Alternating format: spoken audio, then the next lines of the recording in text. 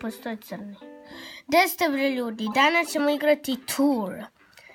Igrat ćemo Super Mario Run. Jučerašnjo izašla igrica Mario i prva Nintendova Mario igrica releasovana na telefonu i tabletu, samo za iPhone i iPad. Ne mogu da snimam onako mobizen, to ne postoji na ovom iPhoneu. Baš me briga. Zlikovci jedni nisu stavili, ali baš me briga. Snimit ćemo ovo, jedan rally, objasnit ćemo šta je. Morate da skupljate ovo roze đavole, jer je to cilj igre. A šta je s ovim mašrumima? Oni me samo zaobilaze. To.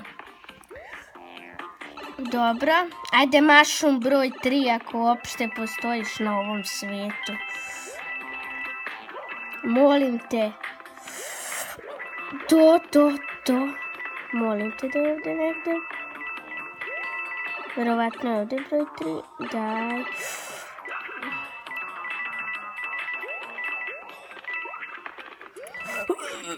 Dođe, vola.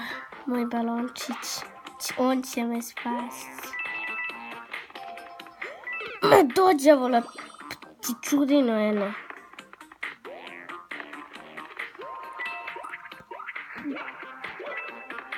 Dobro, dosta.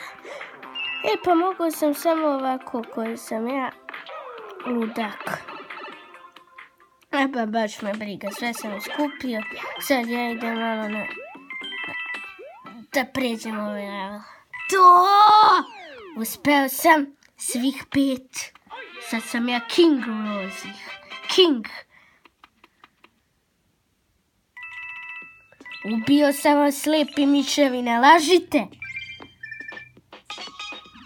Priznaj. Samo sam ih 3 poubijao. To je jako loše. Sad idemo na rally.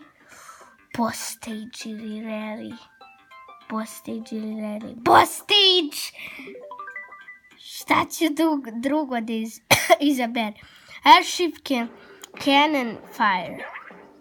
Eno mali đavoli. To, mali đavoli. Mali crni đavoli. Što ne možeš ništa unazad do đavola? Joj, do đavola, idi unazad. To, tako. Valjda mi više neće biti potrebno.